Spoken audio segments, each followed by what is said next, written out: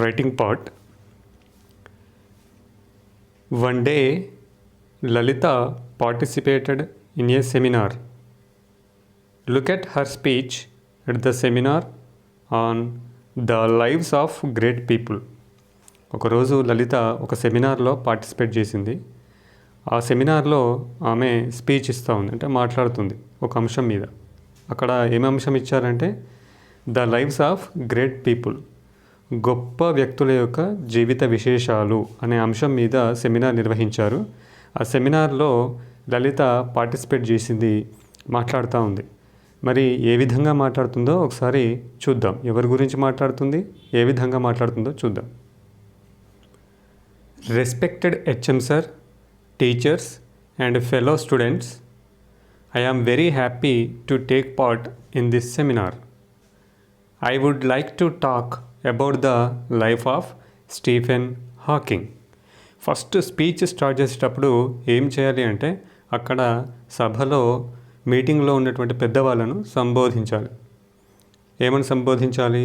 Respected HM sir, teachers and fellow students, గౌరవనీయులైన ప్రధానోపాధ్యాయులు గారికి, ఉపాధ్యాయ బృందానికి, అదేవిధంగా నా తోటి విద్యార్థులకు.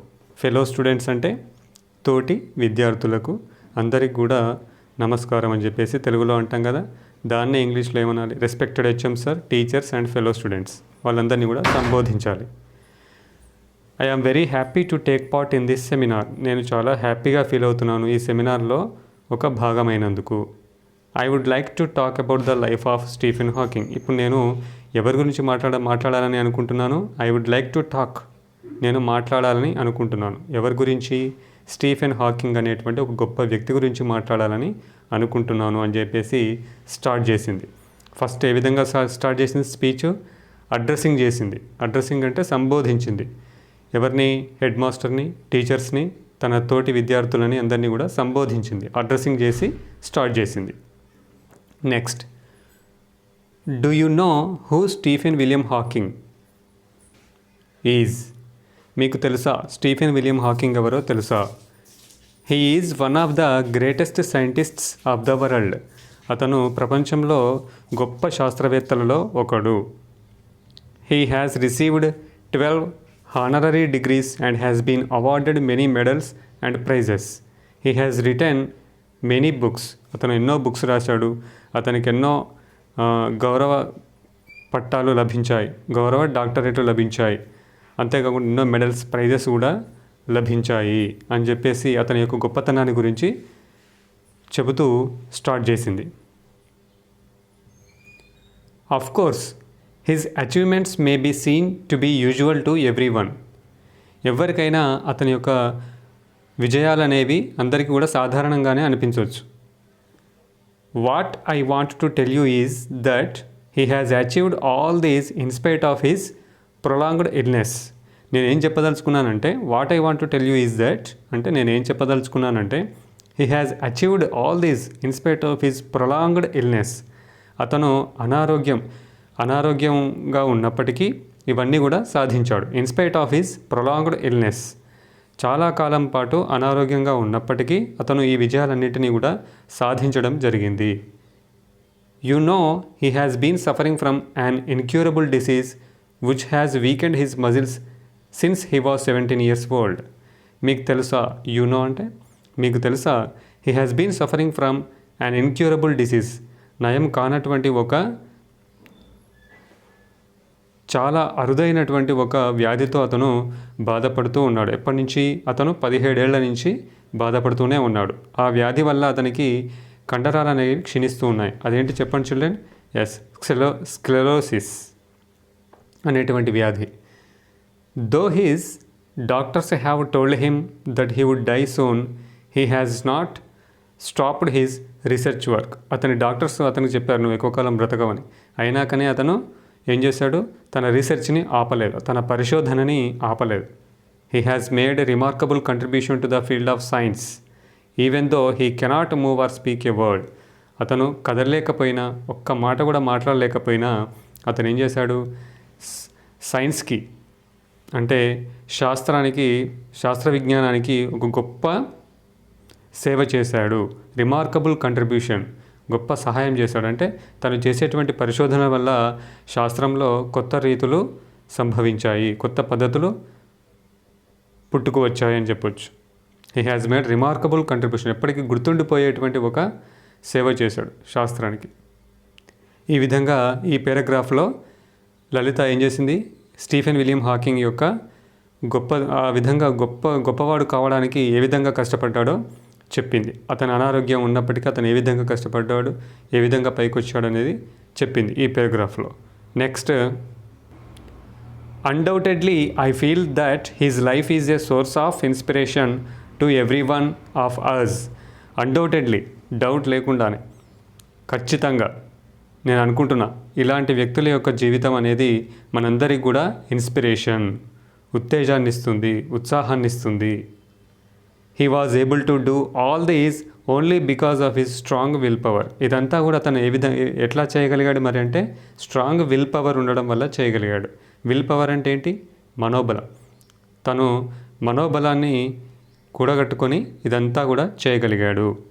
Hence I believe through will power one can achieve wonders in one's life.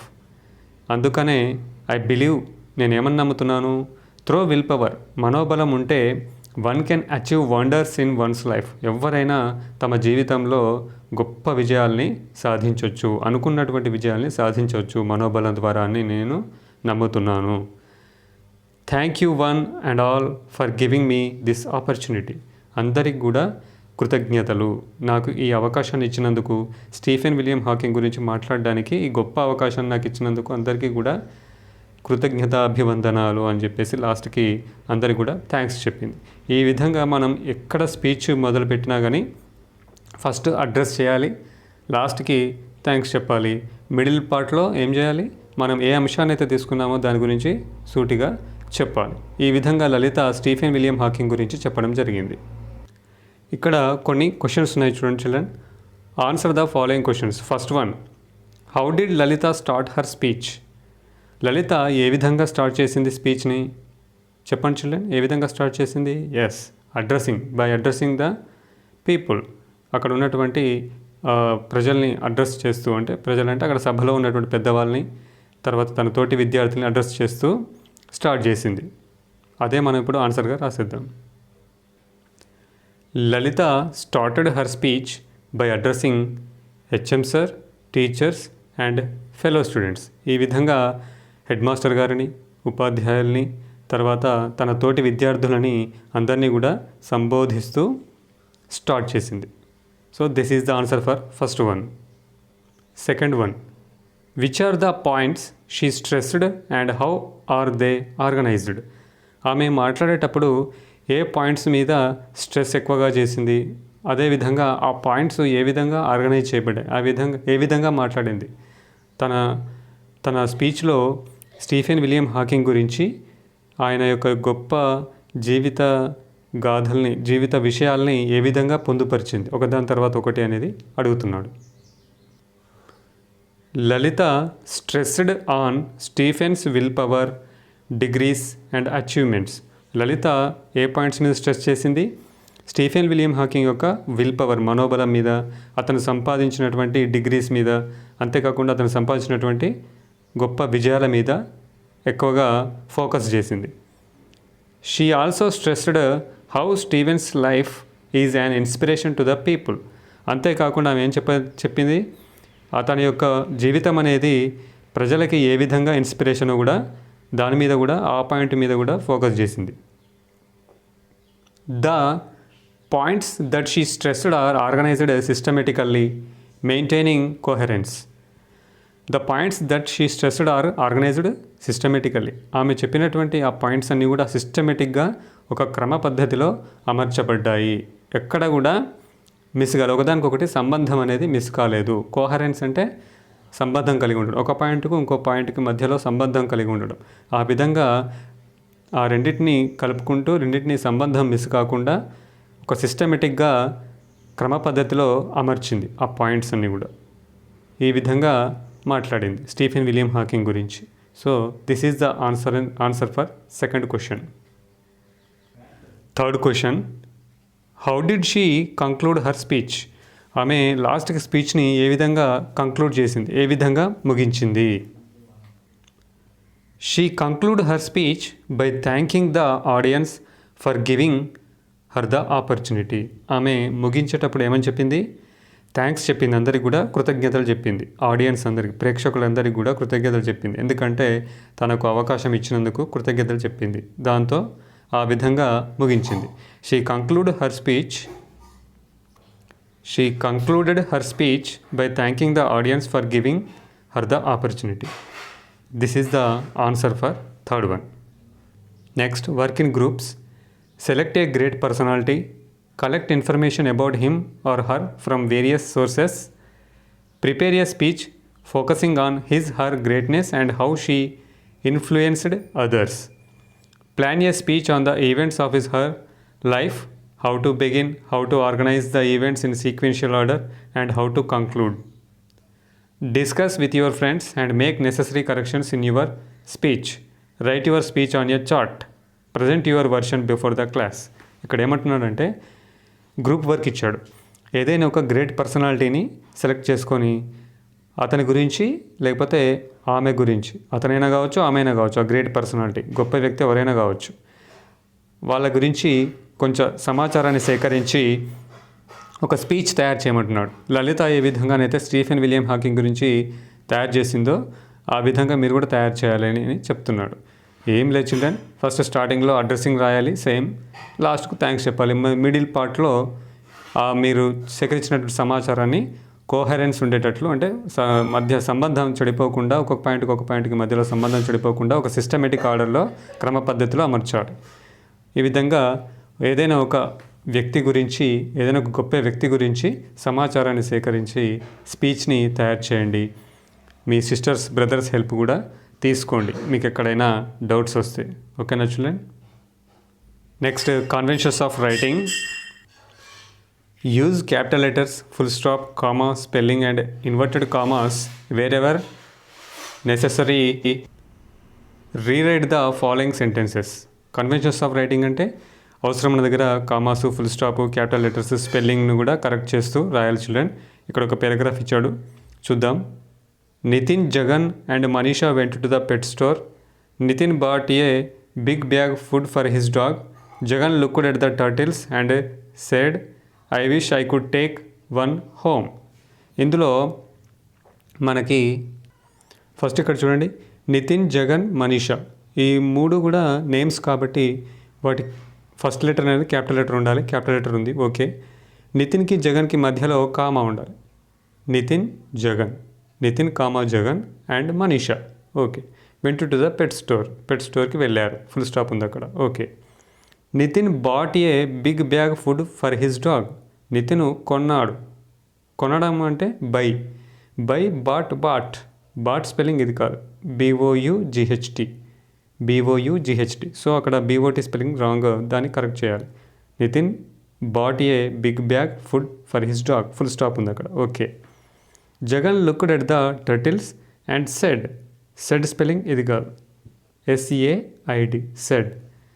అక్కడ సెడ్ అన్న తర్వాత ఇది మొత్తం కూడా I wish I could take one home అనేది జగన్ మాట్లాడుతూ ఉన్నాడు, జగన్ అంటున్నాడు మాటలు కాబట్టి ఆ మాటలన్నింటినీ కూడా ఇన్వర్టెడ్ కామాస్లో పెట్టాలి. ఇక్కడి నుంచి ఇక్కడి వరకు ఇవన్నీ కూడా ఇన్వర్టెడ్ కామాస్లో ఉండాలి. ఇది మొత్తం కూడా ఇన్వర్టెడ్ కామాస్లో ఉండాలి.